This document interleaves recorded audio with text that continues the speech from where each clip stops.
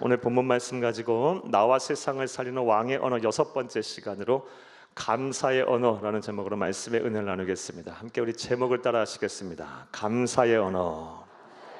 한 번 더 따라 하시겠습니다. 감사의 언어. 네, 고맙습니다. 오늘은 나와 세상을 살리는 왕의 언어 6번째 시간으로, 그리고 5번째 언어인 감사의 언어에 대한 말씀을 여러분에게 드리겠습니다. 이 앞서서 지난 시간까지 간단히 말씀 여러분들이 해드리겠습니다.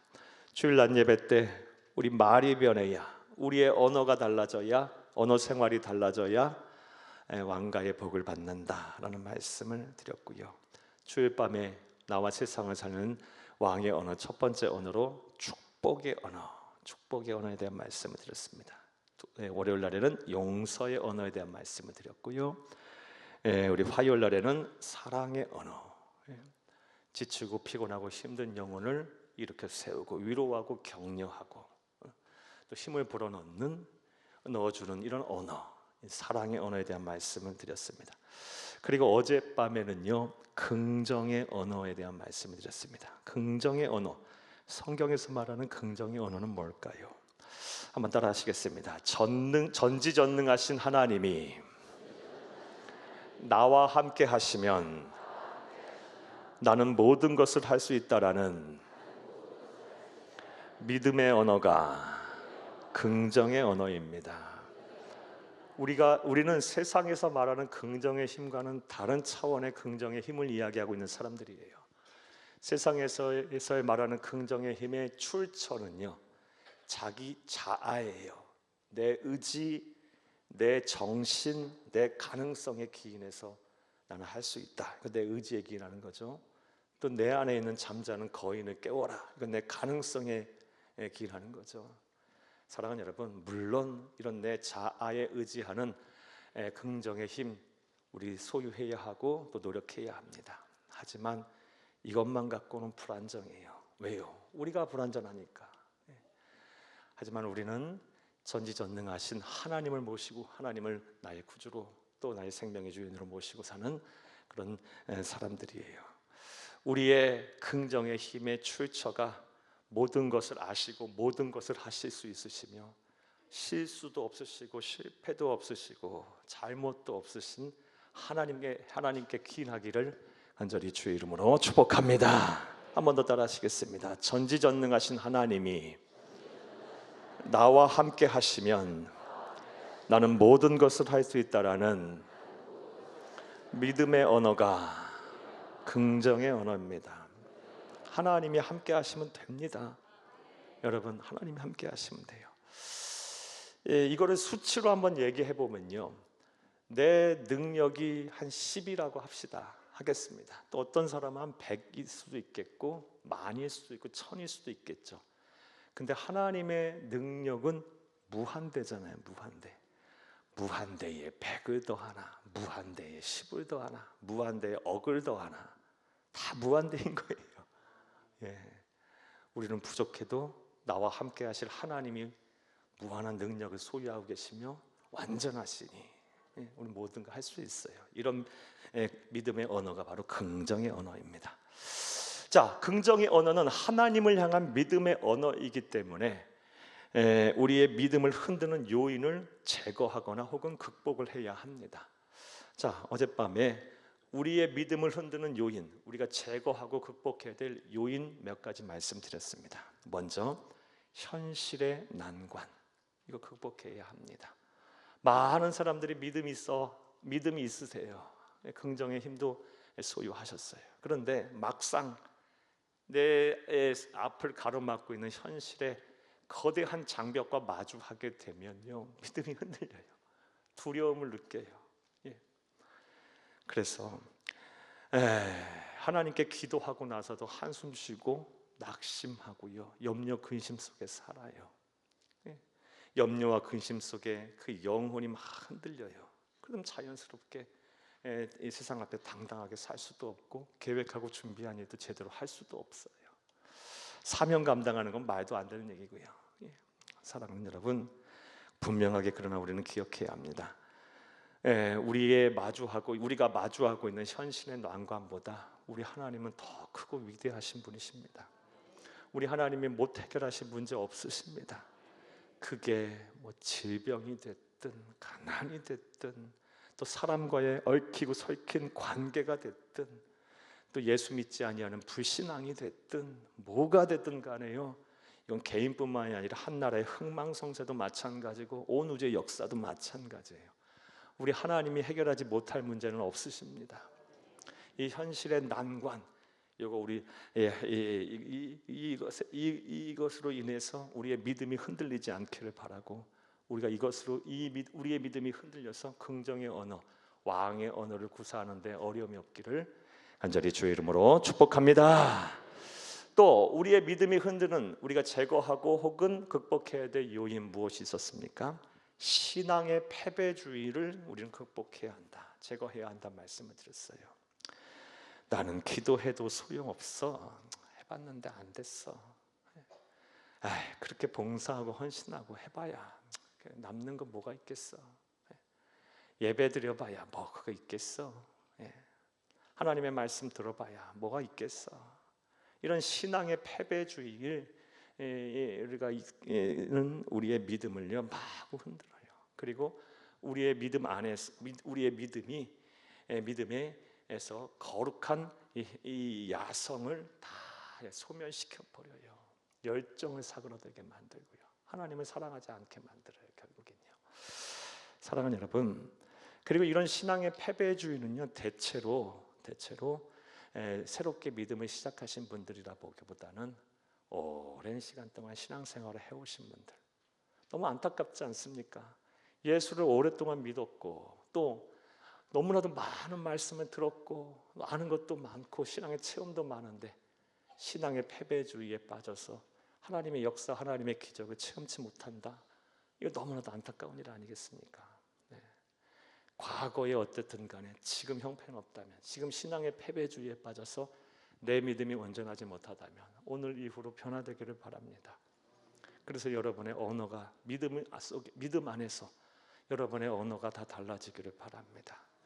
나는 이미 틀렸어가 아니라 나는 나와 함께 하신 하나님과 나는 할 수 있어, 다시 시작할 수 있어, 하나님 나에게 복을 주시지 않아가 아니라 복을 주실 거야, 우리 자녀들과 우선도 축복하실 거고 때가 되면 반드시 불신 남편, 아내, 부모, 형제, 자녀들 다 죽게 돌아올 거야, 하나님께서 우리 직장, 사업장도 지키실 것이고 반드시 그렇게 될 거야. 이런 신앙의 패배주의를 극복하는 믿음의 언어, 긍정의 언어를 다 여러분 구사하기를, 왕의 언어를 구사하시기를 간절히 주의 이름으로 축복합니다. 이 긍정의 언어는 믿음의 언어이기 때문에, 하나님을 향한 믿음의 언어이기 때문에 우리 믿음의 이 흔들리면 안 됩니다. 우리의 믿음을 흔드는 또 다른 요인, 우리가 극복하고 제거해야 될 요인 하나 더 말씀드렸습니다. 조급함을 극복해야 한다. 어제 우리 믿음의 언어, 긍정의 언어를 사용했던 대표적인 인물로 갈렙을 소개해드렸어요.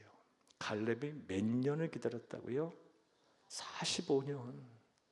그의 나이 40세 때 이 땅을 주겠다고 하신 그 약속의 말씀 붙잡았는데요, 45년이라는 시간이 흘러서 85세에 비로소 이 하나님께서 이 주신 말씀을 이룰 기회를 주셨어요. 45년간에 그리고 마음에 품고 있었던 거예요.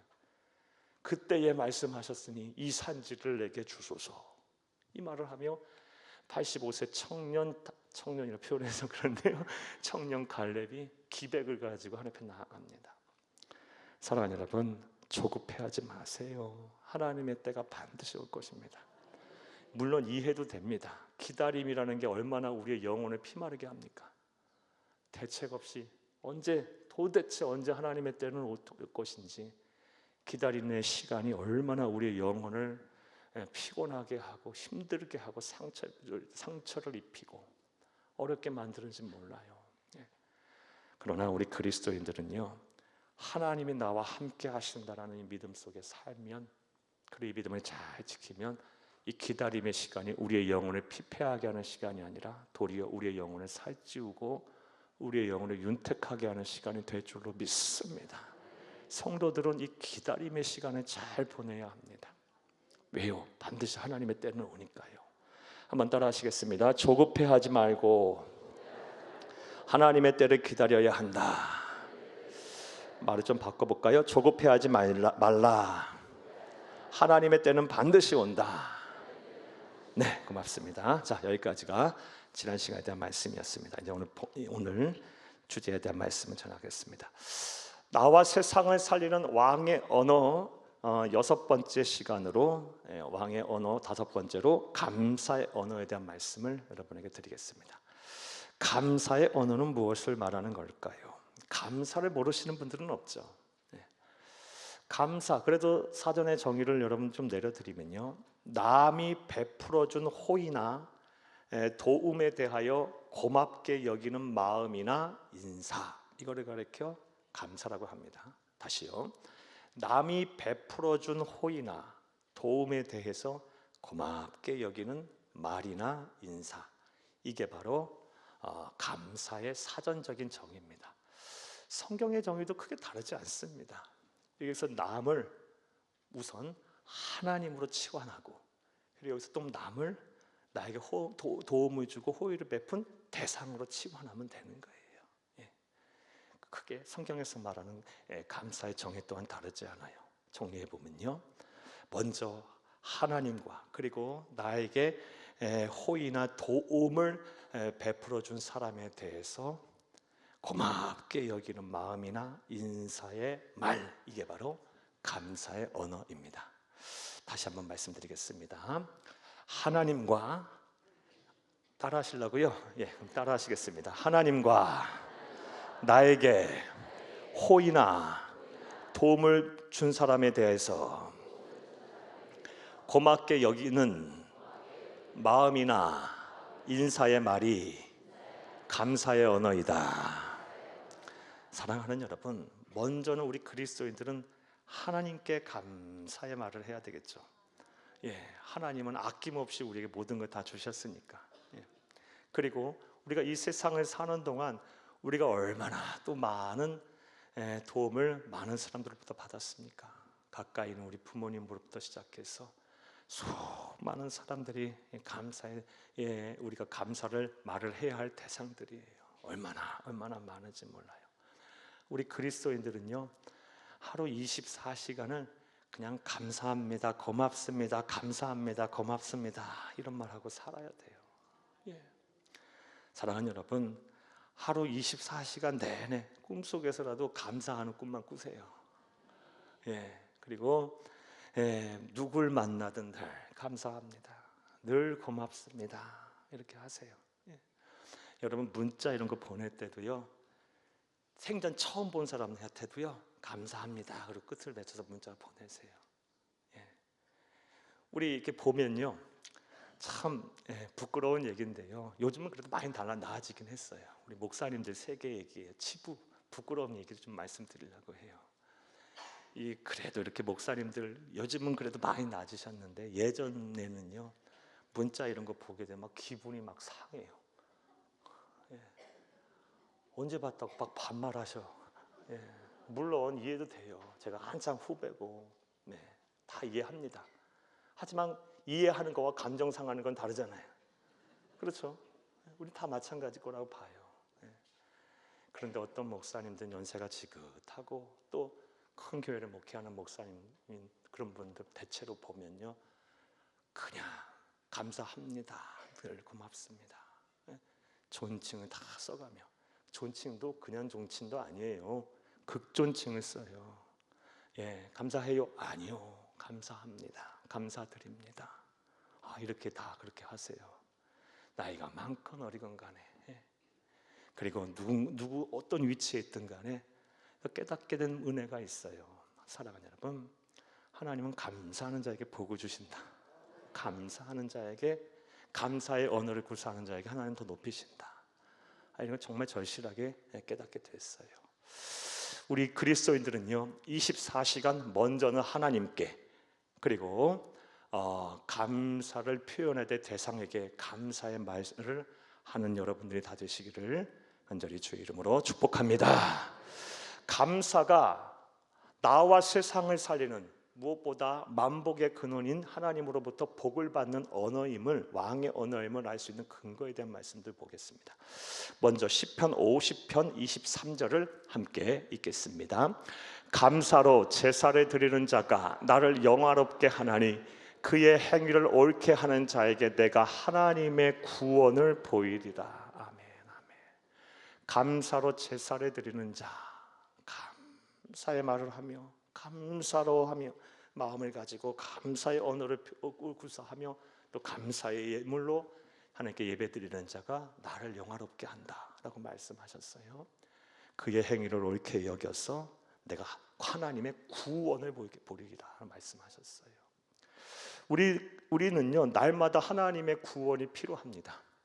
이 구원이라고 하면 자꾸 사후에 우리 천국 가는 것만 생각해요. 네, 아주 중요한 구원이고 이것보다 더 큰 구원은 없어요.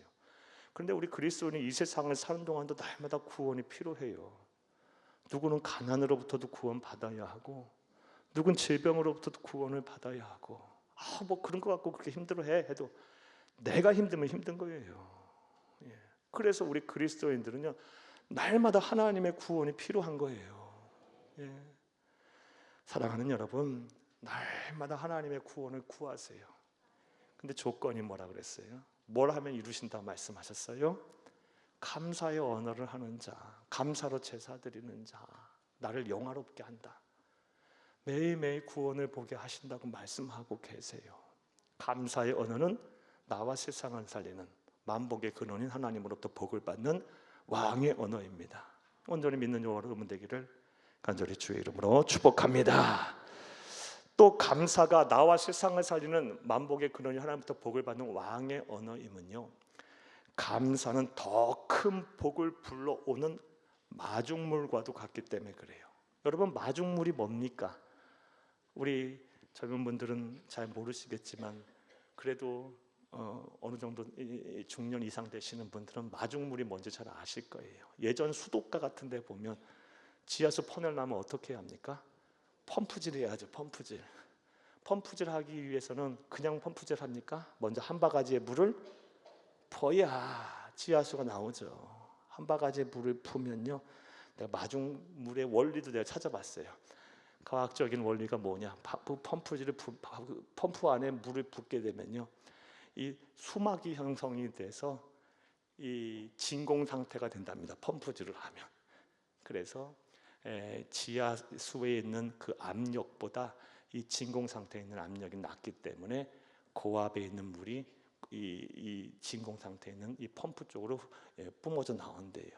그래서 마중물을 퍼야 되는 거예요. 마중물을 안 붓게 되면요, 진공 상태가 안 된답니다. 펌프 안에. 그래서 물이 안 나오는 거예요. 한 바가지 퍼야 되는 거예요. 그런데 감사는요, 더 큰 복을 불러오는 마중물과도 같다는 거예요. 성경에는 이런 예가 많아요. 감사하는 자에게 더 큰 복을 주신 말씀이 얼마나 많은지 모릅니다. 한 말씀 볼까요? 내용이 기니까 그냥 설명으로 드릴게요. 누가복음 17장 말씀에 보면요, 이런 사건이 나옵니다. 예수님께서 갈릴리 지역에서 북부 갈릴리에서 사역을 하시다가 남쪽 예루살렘으로 가시는 여정에 어디를 들으셨냐? 중앙 사마리아 지역을 통과해서 이렇게 예루살렘으로 가시는 길이었어요.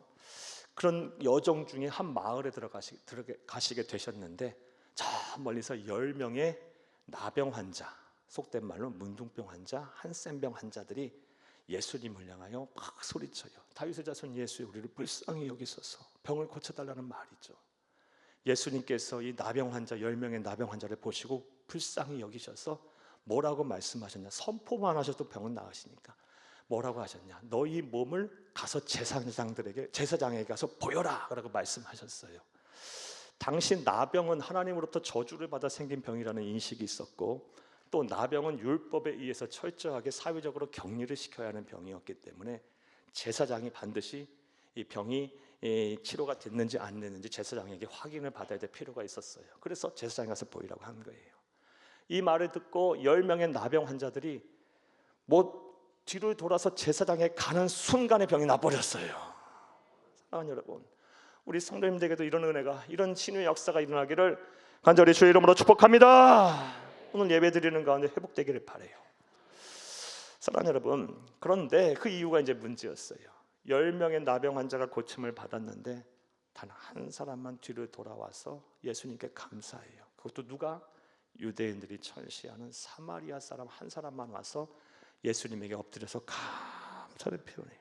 그러자 예수님께서 막 속상해하면서 고침받은 사람이 10명 아니더냐, 근데 왜 너 혼자 왔냐, 막 이렇게 탄식하시면서 이 고침받은 후에 예수님께 와서 감사를 표현한 사마리아인을 향하여 감사를 표현한 그 사마리아인을 향하여 더 큰 은혜를 부어주세요. 그 말씀 보겠습니다. 누가복음 17장 19절을 함께 읽겠습니다. 그에게 이르시되 일어나 가라, 네 믿음이 너를 구원하였느니라 하시더라. 아멘. 육신의 구원뿐만 아니라 영혼의 구원도 받았어요. 여러분, 감사는 뭐다? 더 큰 감사를 불러오는 마중물과도 같은 거예요. 사랑하는 여러분, 지금 복을 받았어요. 더 큰 복을 받기 원하십니까? 감사의 언어를 구사하세요. 먼저는 하나님께요, 그리고 만나는 모든 사람에게 감사합니다, 감사합니다 하세요. 진심으로요, 진심으로. 사랑하는 여러분, 감사는 마음에만 두고 있으면 안 돼요. 감사는 표현할 때 완전해지는 거예요. 마음에만 두고 있으면 감사하는지 안 하는지 어떻게 알아요? 우리가 하나님도 아니고. 감사는 내 언어로, 내 말로 표현하고 또 내가 가진 것을 드림으로, 나눔으로 완전해지는 거예요. 사랑하는 여러분, 감사는 더 큰 복을 부르는 마중물이기에 감사는 뭐다? 왕의 언어임에 분명합니다. 분명히 약속하셨어요. 정리해보면요, 성경에서 감사하는 자, 감사로 제사 드리는 자, 감사의 언어로 구사하는 자에게 구원을 보이겠다, 매일매일의 구원을 보이겠다 말씀하셨고, 또 감사 위에 더 큰 감사를 하는 마중물의 복을 주셨어요. 감사는 왕의 언어임에 분명합니다. 이 감사의 언어가 복을 받는, 하나님께 복을 받는 왕의 언어임은요, 과학적으로도 실증이 된 사실입니다. 사랑하는 여러분, 지금 이 캘리포니아 주립대 유니버시티 오브 캘리포니아 데이비스 캠퍼스의 심리학 교수인 이 로버트 에먼스라는 분이 계세요. 지금도 현직 교수예요. 이 로버트 에먼스라는 분이 현대 심리학계 감사 연구의 세계적인 권위자로 통하는데요, 2013년에 그의 동료 교수인 맥컬로라는 분과 함께 긍정심리학의 아주 기념비적인 연구 논문을 발표했는데, 그 결론이 뭐냐? 감사지수는 행복지수와 비례한다. 행복하기 원해요? 감사하세요. 이게 과학적으로 입증이 된 사실이에요. 연구 과정을 조금만 말씀드리면요, 1000명의 사람들을 선별해 갖고요, 10주간 세 부류로 나눈 다음에 10주간 세 그룹 가운데 한 그룹은 밤마다 감사하면 하는 얘기를 쓰게 했어요.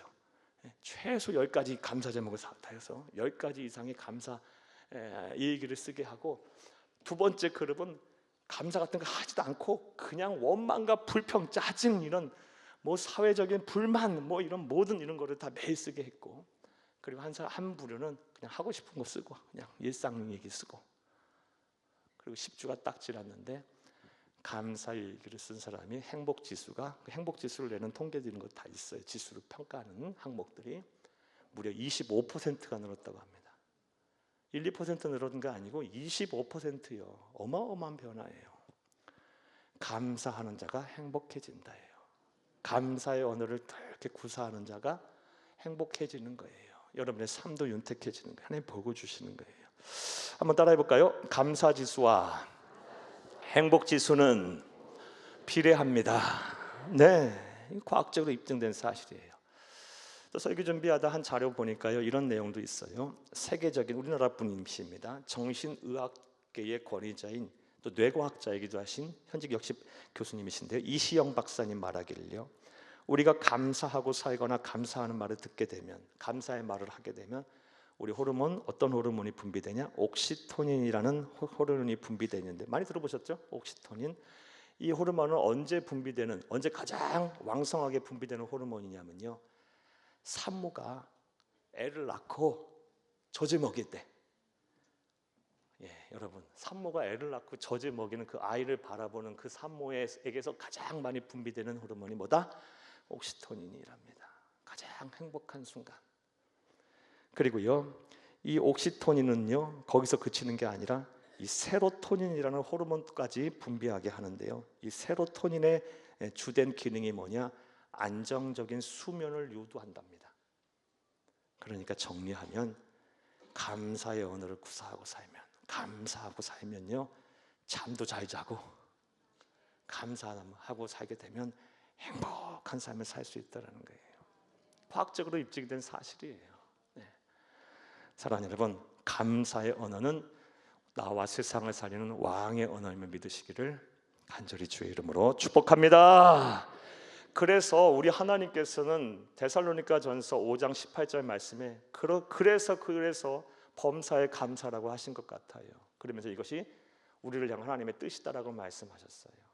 하나님의 뜻은요, 우리가 이 세상 사는 동안 힘들고 어렵게 사는 게 하나님 뜻이 아니에요.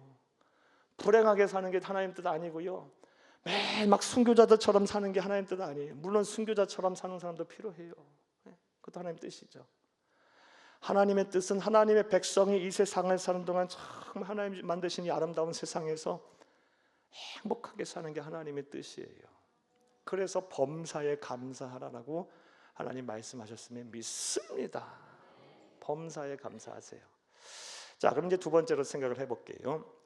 범사에 감사하라고 말씀을 하셨는데 그게 하나님의 뜻이라고 말씀하셨고요, 범사에 감사하면 감사의 언어는 왕의 언어이기 때문에 반드시 나와 세상을 살리는 복을 받게 되는데요, 우리가 이 감사라는 이 범사가 어느 상황까지를 말하는 것일까요?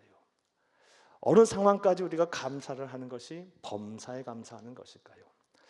이것을 오늘 본문 말씀인 하박국 선지자의 감사를 통해 한번 생각을 해보겠습니다. 사랑하는 여러분, 하나님은 우리를 향하여 범사에 감사하라, 범사에 감사의 언어를 구사하라 라고 말씀하시는데, 범사에 감사라는 것은 어느 상황까지를 말하는 걸까요? 따라 하시겠습니다. 첫째로, 이해할 수 없는 고난 중에서도 감사하라는 것입니다.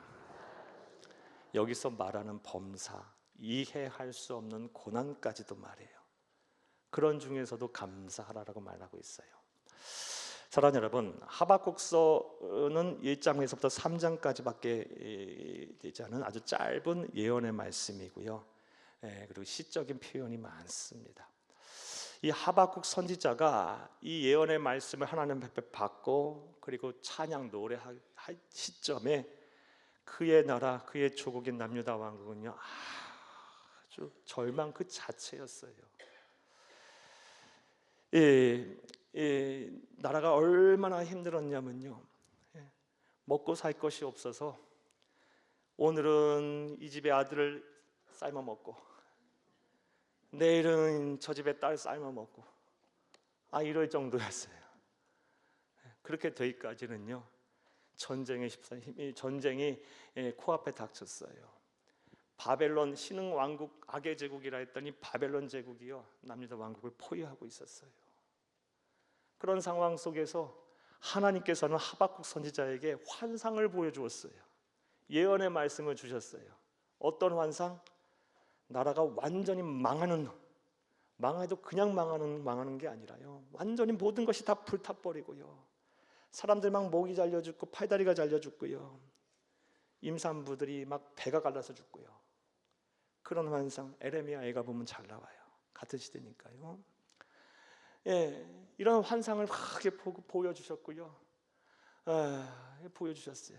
그리고 막 성전이 파괴가 되고요, 성벽이 다 무너져 버리는, 그 누구에게요? 악의 제국인 우상 숭배하는 그런 바벨론 사람들에게 하나님의 선민이라 하는, 하나님의 택함 받은 백성이라 하는 그런 이스라엘 백성들이 처참하게 죽어나가는 그 환상을 보게 하셨고 예언의 말씀을 듣게 하셨어요. 이런 환상을 보고 예언의 말씀을 들으니까요, 하박국 선지자가요, 이해할 수가 없는 거예요. 도대체 하나님 왜 이러십니까? 그리고 이 예언의 환상의 말씀을 듣자 오늘 보면 16절 말씀에 보면 다음과 같은 말을 해요. 16절 함께 읽겠어요. 16절, 내가 들었으므로 내 창자가 흔들렸고 그 목소리로 말미암아 내 입술이 떨렸도다. 무리가 우리를 치러 올라오는 환난 날을 내가 기다림으로 썩이는 것이 내 뼈에 들어왔으며 내 몸은 내 처소에 떨리는도다. 아멘. 그런 환상과 예언의 말씀 보고 들으니까요, 창자가 막 흔들려요. 내 입술이 막 떨려요. 그리고 무리가 우리를 치러 올라오는 환난 날을 내가 기다림으로, 하나님께서 이 바벨론에 의해서 멸망한다는 거 보게 하셨잖아요. 기다리는 그 기다림으로 썩이는 것이 내 뼈에 들어왔으니 뼈가 그냥 바삭바삭 썩어 나간다는 느낌을 받았다는 거예요. 내 몸은 내 처소에서 떨리는도다. 이해할 수 없는 거예요. 사랑하는 여러분, 그런 가운데 놀라운 감사를 또 쏟아내네요. 18절, 17절, 18절 너무나도 잘 아는 말씀이죠. 함께 읽겠습니다. 바로 이어지는 말씀이에요.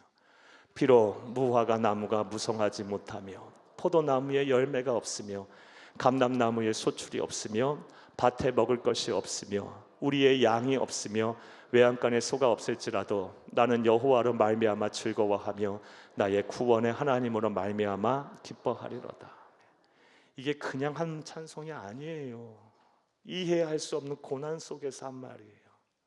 창자가 막 흔들리고요, 막 입술이 막 떨리고요, 어찌할 바 몰라서 막 내 뼈 속에 막 뼈가 막 썩어 들어가는 같은 그런 심정 속에서 도저히 이해할 수 없어요. 하나님 왜 이러십니까? 우리는 하나님의 선택받은 백성들이잖아요. 하나님을 경외하는, 하나님께 예배드리는 하나님의 성전이 있는 그런 나라잖아요. 그런데 왜 저 우상 숭배하는 자들 하여금 왜 우리를 이렇게 힘들게 합니까? 왜 우리를 이렇게 처참하게, 참담하게, 참혹하게 심판하려 하십니까? 이해할 수 없었어요. 그러나 그건 아무 문제가 안 됐어요. 바로 무화과 나무가 무성하지 못하며 이러면서 나는 여호와로 말미암아 즐거워하며 나의 구원의 하나님을 말미암아 기뻐하리로다. 감사하고 있어요. 사랑하는 여러분, 어찌 이것이 하박국 선지자에게만 일어나는 일이겠습니까?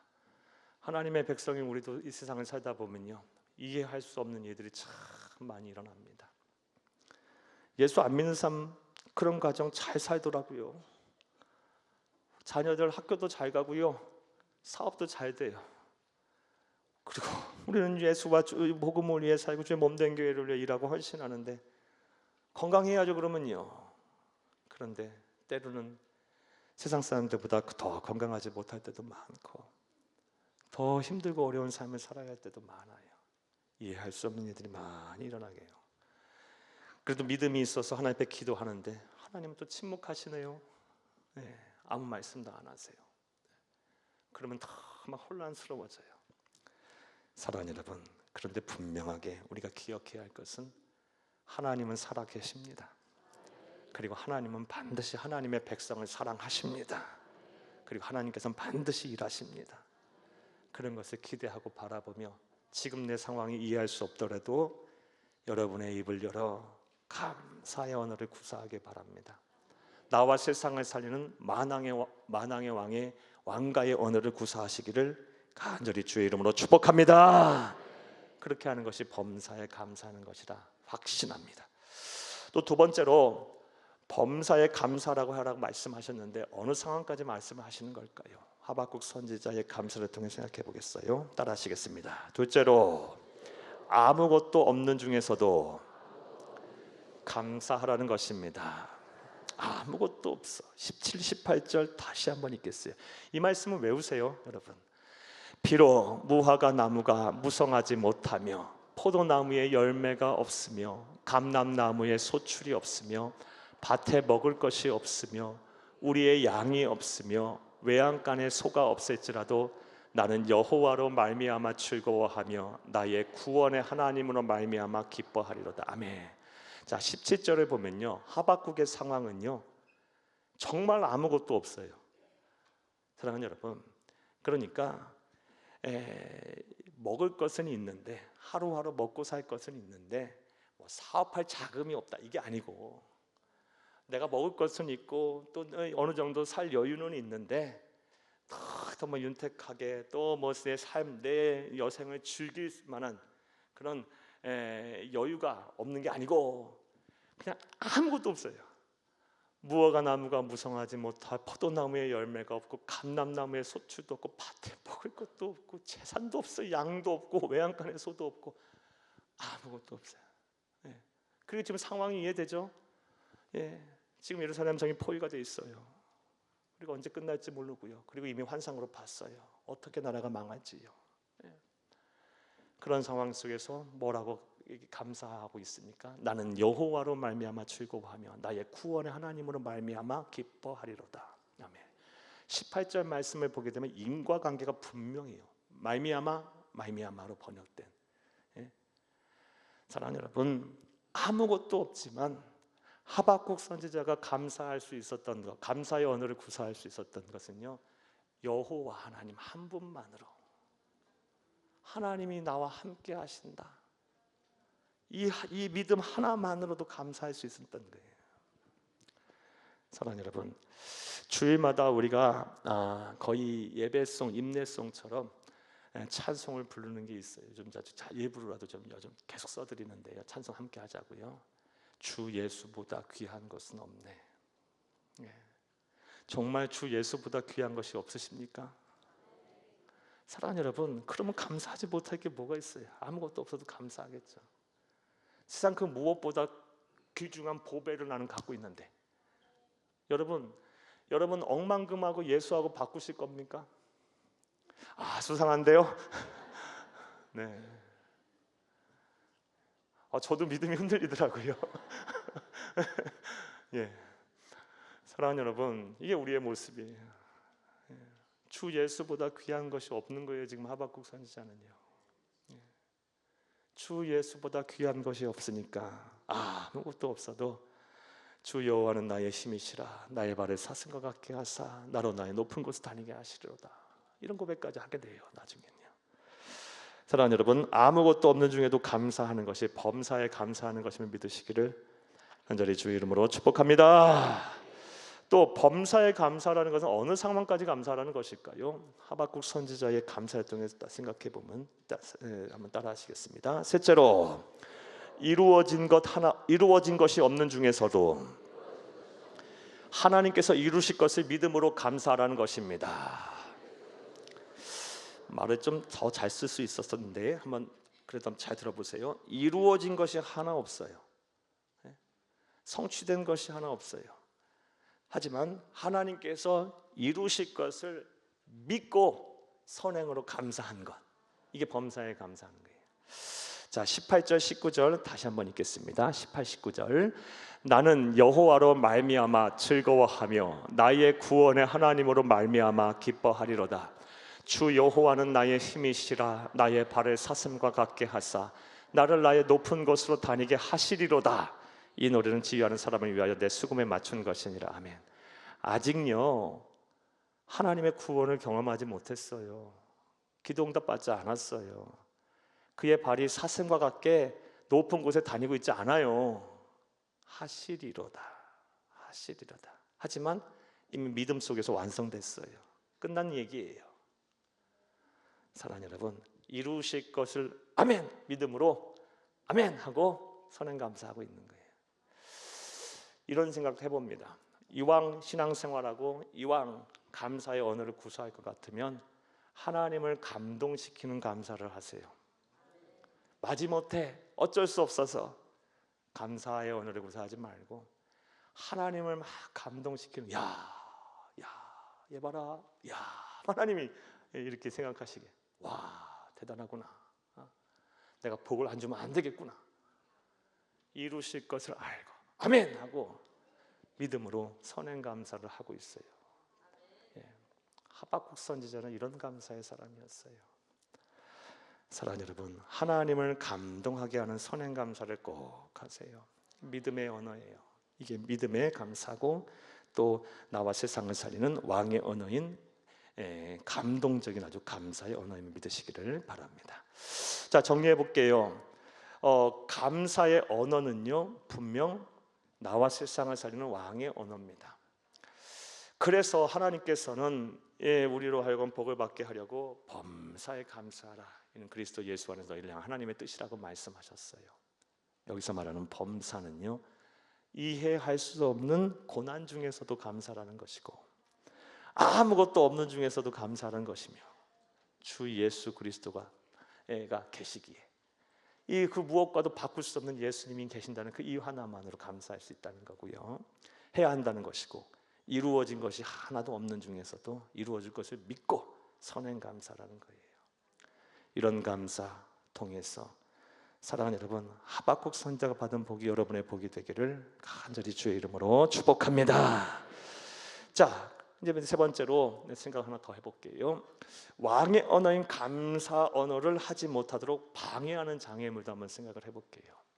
범사에 감사하고 싶은데, 나와 세상을 살리는 이 왕의 언어인 감사를 하며 살고 싶은데 그렇게 못하게 하는 방해물 참 많겠죠. 장애물 몇 가지 한번 생각해 볼게요. 첫 번째로 은혜를 잊는 망각, 이게 문제입니다. 우리는 하나님으로부터 너무 많은 은혜를 받았어요. 하나님뿐만 아닙니다. 그리고 우리는 이제 어려서부터 태어나서 오늘에 이르기까지 얼마나 많은 사람들로부터 감의 도움을 받고 또 많은 그런 유익을 얻었습니까? 그런데 자꾸 우리는 이 은혜를 쉽게 너무 잊어요. 은혜를 쉽게 잊는 망각이 문제예요. 앞서 누가복음 17장에 고침을 받은 10명의 나병 환자를 예를 보세요. 9명은요 고침을 받은 순간에 싹 잊어버렸어요. 얼마나 절실했었습니까? 다윗의 자손 예수, 우리를 불쌍히 여기소서. 저 멀리 떨어져 있는 데서 예수님을 향하여 막 소리 붙이며 부르짖며 제발 좀 내 병 고쳐달라고 하더니 고쳐주니까 그 순간 싹 잊어버렸어요. 이게 우리의 모습이에요. 사랑하는 여러분, 옛말에요 원수는 어디에 새기고 돌에 새기고 은혜는 어디에 새긴다? 물에 새긴다 그랬어요. 저만 아는 얘기인가요? 네. 예. 원수의 이름은요 돌에 새긴답니다. 우리 선인들이 한 말이에요. 그리고 은혜를 받은 사람의 이름은 물에 새긴답니다. 그럼 어디에 물은 흘러가 버리면 없잖아요. 너무 쉽게 잊어요. 사랑하는 여러분, 그래서 우리는 은혜를 잊지 않기 위해 끊임없이 기억해야 돼요. 무엇보다 하나님의 은혜를 잊지 마세요.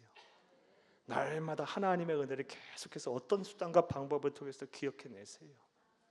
기도하며 예배하며 오늘도 하나님 나에게 어떤 은혜를 주셨는가 자꾸 기억하세요. 기억하세요. 시편 103편 2절에 내 영혼아 여호와를 송축하며 그의 모든 은택을 잊지 말지어다 라고 말하고 있어요. 이 은혜를 잊는 망각, 이게 바로 우리를 감사하지 못하는, 감사의 언어를 구사하지 못하게 하는 장애물 중에 하나입니다. 또 두 번째로 많은 장애물이 있겠지만 또 우리를 감사의 언어를 구사하지 못하게 하는 장애물이 뭐가 있냐? 비교의식. 이게 또 문제예요.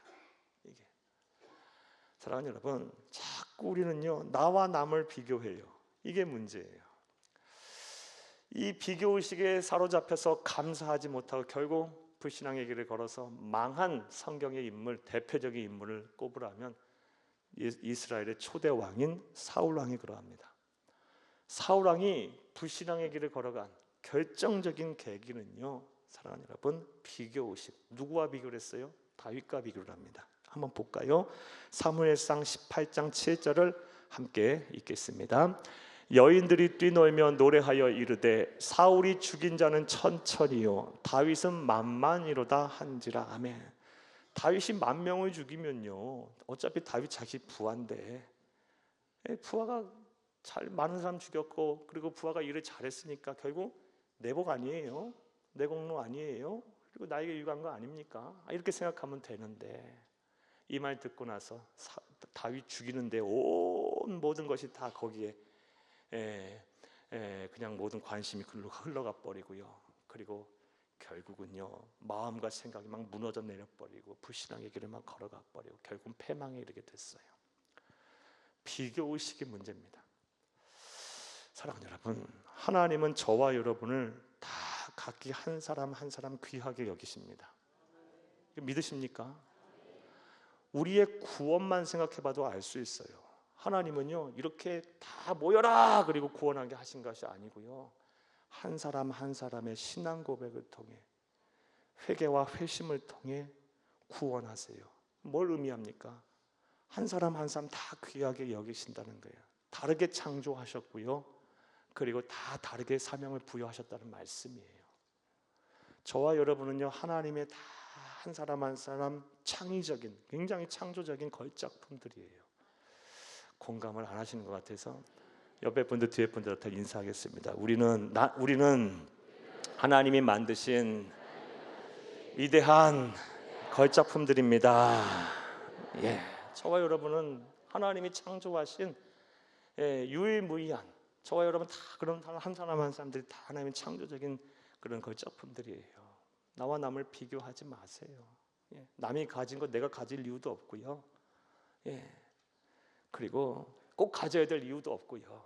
남이 가는 게 꼭 내가 가야 할 이유도 없는 거예요. 예, 각자 맡은 자리에서 하나님이 주신 은사를 가지고 또 내게 부여하신 것을 가지고 최선을 다해 살면 되는 거예요. 예. 사랑하는 여러분, 자족의 은혜가 그것이 아닐까라는 생각을 하게 됐어요. 예, 비교 의식을 하지 않고 내 맡은 자리에서 하나님이 내게 주신 은사를 가지고 나는 하나님이 창조하신 위대한 걸작품이라는 이 믿음 하에 당당하게 세상 앞에 사는 것. 주신 자도 하나님이시고 거두시는 자도 하나님이실 테니까, 예, 이리 예비하지 않고 그냥 남과 비교하지 않고 내 길을 가는 것. 사랑하는 여러분, 이게 자족의 은혜가 아닐까라는 생각했어요. 비교 의식을 하긴 하는 순간부터는 감사는 저 멀리 가게 돼 있어요. 예. 남이 가는 학교 내 자녀도 가야 하고요, 남이 입는 옷 나도 입어야 하고요, 나는 못 입네, 그럼 감사가 안 되겠죠. 남이 먹는 거 나도 먹어야 되고요, 남이 타는 차 나도 타야 되고요, 남이 사는 집 나도 살아야 되고요, 예. 남이 입는 옷 나도 입어야 되고. 옷은 약했나요? 네, 남이 입는 거 내가 어떻게 입어요? 체형도 다르고, 또 남들이 이쁘면 나도 이쁜 건 아니잖아요. 예, 예. 예, 사랑하는 여러분, 또 사람마다 다 신체 구조가 다르고 이 소화 기능도 다 다른데 남이 먹는 거 다 내가 맛있는 게 아니잖아요. 예, 그러니까 여러분, 비교 의식을 하게 빠지는 순간부터는 저와 여러분은 다 감사는 저 멀리 가게 돼 있어요. 저와 여러분은 하나님의 선택받은 왕 같은 제사장들입니다. 기억하세요. 세 번째로, 왕의 언어인 감사의 언어를 하지 못하도록 방해하는 장애물 하나 더 말씀드리면 염려와 근심입니다. 야, 이거 버려야 됩니다. 염려와 근심. 염려와 근심이 얼마나 우리로 하여금 감사와 멀어진 삶을 살게 하는지 말씀 보겠습니다. 잠언 17장 22절을 함께 읽겠습니다. 마음의 즐거움은 양약이라도 심령의 근심은 뼈를 마르게 하느니라. 아멘. 요즘 뼈 마르고 계신 분 계십니까? 염려와 근심 속에 죽겠어요. 눈만 잠자야지, 눈만 감으면 염려와 근심 속에 잠도 안 오고 꼬박 날밤을 새고, 그리고 또 내 삶의 자리에 가면 그냥 생활고리에서 죽겠어요. 그냥 만나는 사람마다 다 원수 같고. 그러신 분 계십니까? 짜증, 원망, 불평. 그냥 자녀들만 봐도 그냥 다 무자식이 상파했자지 막 이런 생각하고, 그냥 이런 직장 내가 왜 다녀야 되나, 왜 다녀야 되나, 죽지 못해 다니고 이런 분들 계십니까?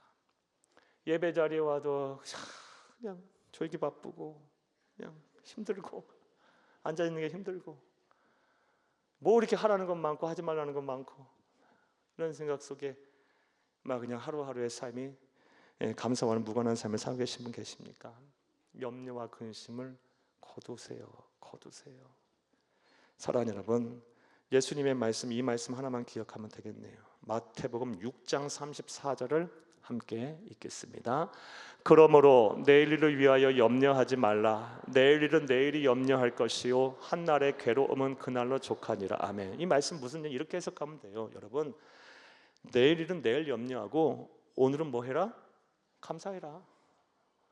오지도 않은 내일을 걱정 지금 꽂아 놓고 하지 말고 지금은 감사하고, 내일 걱정 생기면 내일 해라.